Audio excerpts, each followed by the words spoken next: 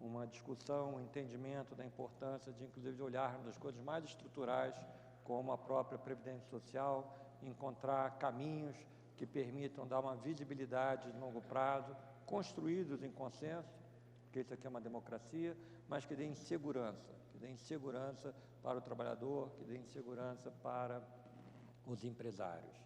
Também, toda a agenda da qualidade do gasto, a gente tem que trabalhar. Esse ano, já dentro do orçamento, a gente tem uma previsão de redução das despesas, por exemplo, com auxílio-doença, pelo melhor encaminhamento das consultas, das perícias, etc. Inclusive, as perícias que são, os benefícios são determinados por decisão judicial, que às vezes oneram o INSS de uma maneira bastante forte. Trabalhar nisso, é um trabalho de dia a dia. Como dizia o presidente Robson, esse é um trabalho que a gente tem que ir em cada área, na área trabalhista, na área tributária, simplificação dos dois principais projetos do governo nessa área tributária,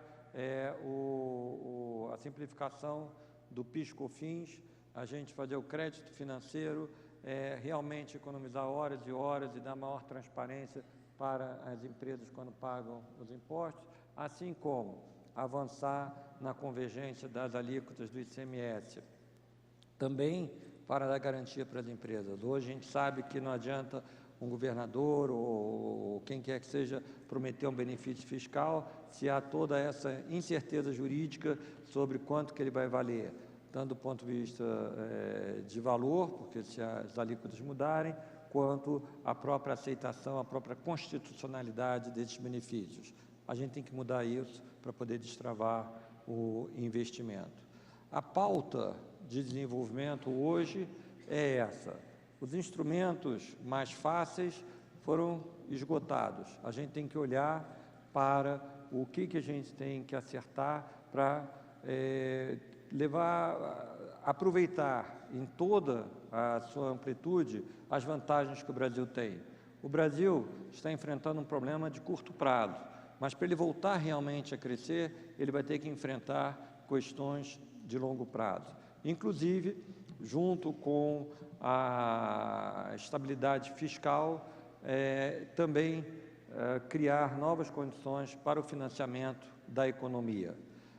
Nós temos que criar novas ferramentas para o financiamento da economia, permitir a convergência das taxas de juros de mercado, para que a gente desenvolva um mercado de capital mais forte, um sistema de empréstimo a longo prazo que realmente possa atender as demandas das empresas, não só através de escaninhos específicos que foram desenhados 50 ou 60 anos atrás e que hoje estão superados. Não é questão de dizer se eles são bons ou são ruins. O Brasil cresceu além deles e nós temos que pensar além do tradicional. A economia mundial está mudando, nós temos que avançar, não é nem se adaptar, nós temos que nos avançar para podermos ser vitoriosos. O governo tem feito mudanças importantes nos últimos meses, mudanças difíceis, mudanças que a presidente assumiu e está pagando o preço político de fazer a reorientação da economia, para que a economia tenha realismo de preços, para que a economia tenha total transparência, inclusive nos seus desafios fiscais, para que a gente possa estar vencendo o curto prazo e olhando para as coisas fundamentais do treinamento. Este é um governo que tem investido em treinamento. Nos últimos anos, o número de universitários duplicou. Recentemente, o Brasil ganhou os maiores prêmios, inclusive com auxílio do Senai, os maiores prêmios no trabalho da qualificação profissional, do ensino médio, classificação profissional, dentro do âmbito do Pronatec.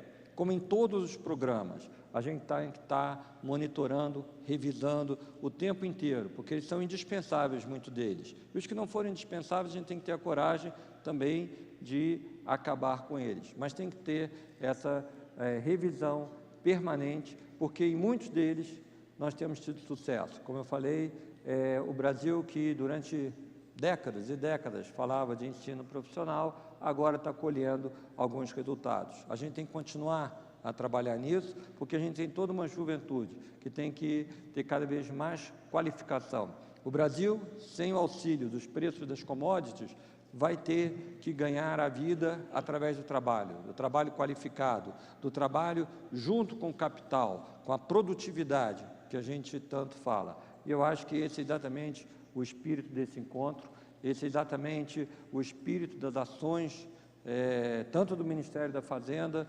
quanto do governo como um todo. Uma outra área que nós tivemos a oportunidade de conversar é toda a segurança jurídica no investimento em infraestrutura.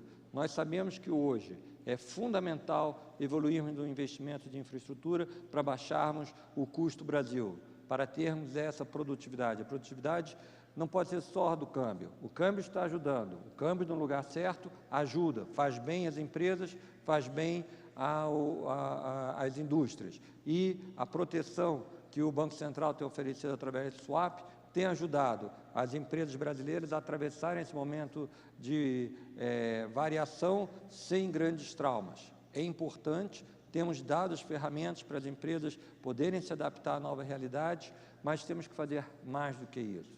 A nossa agenda de desenvolvimento é uma agenda estrutural. Na infraestrutura, estamos trabalhando para aumentar a segurança no desenho dos projetos, na contratação, na construção e na exploração dos ativos. Só assim nós vamos continuar a atrair capital para expandir a nossa infraestrutura e, com isso, nos tornarmos mais competitivos, permitirmos que todas as empresas também possam ser líderes da porta da fábrica para fora. Este é o desafio do Brasil, este é o desafio que o governo está tentando enfrentar.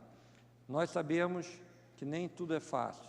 Nós temos enfrentado as dúvidas, as dificuldades no próprio âmbito de votação de umas tantas medidas, algumas mais agradáveis, outras mais difíceis, mas que são todas elas indispensáveis para garantir a primeira etapa para a retomada do crescimento, que é a estabilização fiscal. A partir disso, eu tenho convicção, até pela experiência do Brasil várias vezes, como em outros países, a retomada da demanda vem rápido.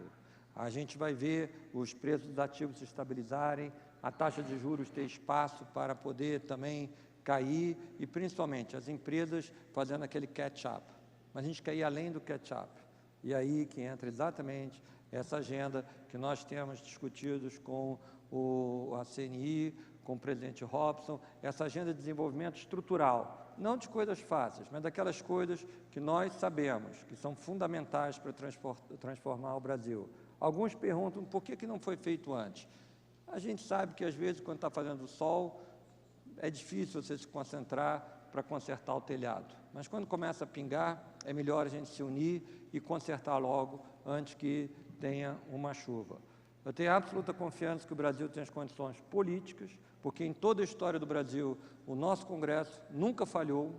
Nós temos as condições políticas de fazer as reformas necessárias e botar o país onde a gente quer, um país num novo patamar de desenvolvimento, um novo patamar de segurança jurídica, um novo patamar de direitos e um novo patamar de eficiência. Eu tenho certeza que cada um, dentro da sua empresa, dentro do seu trabalho, procura exatamente isso. E nós temos um compromisso, sem querer resolver tudo apenas com a carga fiscal, mas tendo a coragem política de dizer, quando é necessário, no curto prazo, também ter as receitas para garantir a segurança do governo, do Estado, do funcionamento do país, estar disposto a enfrentar esse ônus político, mas atento para que não se tenha uma deriva do gasto público.